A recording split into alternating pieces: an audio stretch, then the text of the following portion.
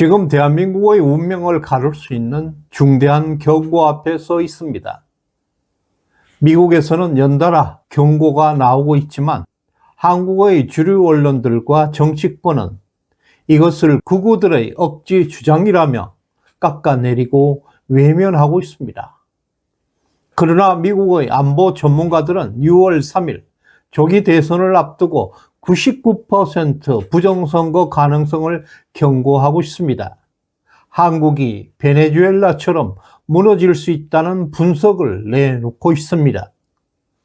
지난 4월 11일 미국 폭스뉴스에 실린 고든창 박사의 칼럼은 충격적입니다. 그는 이재명을 반미 성향의 강성 좌파로 규정하고 그가 대통령이 되면 한국은 제2의 베네수엘라가 될 수 있다고 경고했습니다. 그는 이재명이가 남북 통일을 신념처럼 믿고 있다고 지적하고 대한민국을 북한 체제에 합병하려 할 수 있다고 밝혔습니다. 이 같은 발언은 놀라움을 넘어서 위기의 실체를 직시하게 하는 경고입니다. 고든창은 이재명 집권이 가져올 변화는 경제 위기가 아니라 체제 붕괴라고 단언했습니다. 이번 선거는 정권 교체가 아니라 체제의 존립의 문제이다. 대한민국의 자유민주주의와 동맹구조가 송두리째 흔들릴 수 있다고 분석했습니다. 또 아시아 안보 분석가 그랜트 뉴섬은 다가오는 6월 3일 한국의 조기 대선에서 부정선거가 발생할 가능성은 99%, 어쩌면 100%에 가깝다고 밝혔습니다. 미국의 전문가가 대한민국의 부정선거를 경고하고 있습니다. 그는 선거의 모든 단계가 조작 가능하고 선관위는 이미 오염된 조직이라고 경고했습니다. 또한 이번 선거는 대한민국의 체제와 동맹, 자유민주주의의 생존이 걸린 기로에 와 있다고 단언했습니다. 이재명의 집권은 곧 자유민주주의, 붕괴, 한미 동맹의 해체, 중국, 북한에 의한 영향력 지배라는 현실로 이어질 수 있다고 경고하고 있습니다. 그리고 고든창 박사는 민주당의 과거 선거들에 대해서 구체적인 의혹을 제기하고 있는데요. 그는 민주당이 지난 3차례 전국적 선거에 부정을 저질렀을 가능성이 크다고 밝히고 있습니다. 가장 대표적인 사례는 2020년과 2024년 총선을 들고 있습니다. 당시 민주당 후보들이 여러 지역구에서 간발의 차이로 일관되게 승리했는데 이 같은 결과는 통계학적으로 극히 있을 수 없는 드문 현상이라고 지적했습니다. 통계적 편차 없이 전국 단위로 일률적인 결과가 나온다는 것은 자연스러운 선거에서는 거의 불가능에 가깝다고 주장하고 있습니다. 이어서 그는 2022년 대선에 대해서도 분석했습니다. 당시 이재명 후보는 윤석열 대통령의 근소한 차이 0.73%로 패배했지만 여론조사와는 현격하게 다른 개표 결과가 나왔고 이 역시 개표 조작 가능성을 시사한다고 주장하고 있습니다. 고든창 박사는 선관위 시스템 자체가 이미 심각하게 오염되어 있다고 지적했습니다.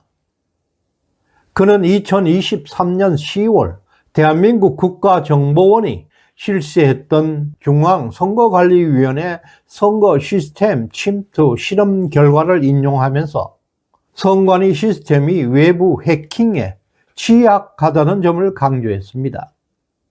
이 실험에서 국정원은 투표 결과, 선거인 명부, 집계 데이터를 조작하는 데 성공했고 이것은 대한민국 선거 인프라가 완전히 뚫려 있음을 보여주었습니다. 여기에 더해서 북한 해킹 조직 라자루스 그룹이 실제로 대한민국 선관위 전산망에 침투했던 정황도 제기됐습니다. 이것은 미국 안보 커뮤니티에서 이미 공식적으로 인식하고 있는 위협으로 다뤄지고 있다는 것입니다. 또 하나 주목할 점은 선관위 조직의 태도입니다. 동아시아 연구센터 소속 타라오 박사는 윤석열 대통령의 파면 이후에 선관위의 권한이 대폭 강화되었고, 이 조직은 선거 조직이라는 단어 자체가 혐오 반응을 보인다고 지적까지 했습니다. 감시를 기피하고 비판 자체를 억압하려는 태도로 읽힌다는 것입니다. 고든창은 이런 구조적 문제를 종합해서 중앙선관위는 선거의 모든 단계를 통제하려는 권력화가 된 행정기관이라고 비판했습니다. 그는 이대로 선관위를 방치하게 될 경우에 어떤 정권도 국민의 진짜 선택이 아닌 조작된 결과로 탄생할 수밖에 없다고 강력하게 경고하고 있습니다. 더해서 고든창 박사는 이재명 후보와 민주당의 외교 노선뿐만 아니라 문재인 정권 시기의 국가 기밀 관리에도 큰 문제점을 제기하고 있습니다. 그는 문재인이가 삼성을 포함한 주요 기업들의 첨단 기술 정보를 외부에 공개하려고 했고, 이것은 실질적으로 중국에 반도체 기술을 넘기려는 시도가 있었다고 밝히고 있습니다.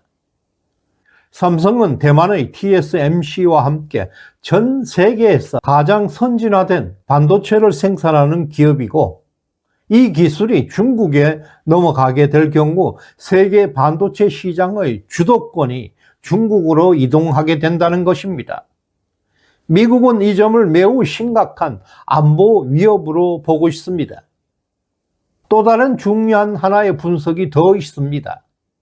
워싱턴 아시아 태평양 전략센터 데이비드 맥스웰 소장은 칼럼에서 이렇게 밝히고 있습니다. 중국 공산당 산하 통일전선 공작부는 초안전의 일환으로 한국 내에서 광범위한 비밀 작전을 벌이고 있다. 통일전선 공작부는 정치인, 언론, 시민단체를 포섭 대상, 침투 대상으로 삼고 있는 조직입니다. 북한 경찰 총국과 통일전선부 역시 대한민국 내 친북 정치 세력과 그 단체의 은밀한 자금 그리고 조직적 지원을 하고 있다고 덧붙였습니다. 이 말은 결국 대한민국 내부에 이미 북한과 중국의 영향력이 뿌리를 내렸다고 보고 있고, 외부의 전략과 자금이 국내 정치에 실질적으로 작동하고 있다는 의미가 됩니다.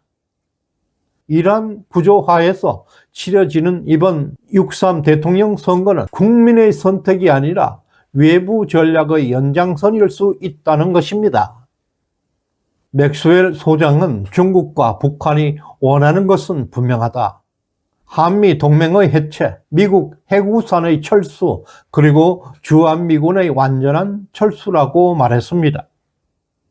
그는 이재명 후보가 집권하게 될 경우에 이 전략이 현실화될 수 있고, 그로 인해서 대한민국의 안보의 축이 무너질 것이라고 강력하게 경고하고 있습니다. 최근 미국의 보수주의 지식인들이 대한민국을 향한 심각한 경고장을 계속 보내고 있습니다. 특히 윤석열 대통령의 불법 탄핵을 뭉개기 위해서 6.3 대선에서 부정선거를 감행한다는 것은 99%라는 것입니다. 한 나라가 무너질 때 외세보다 먼저 무너지는 것이 우리 내부의 정신세계입니다.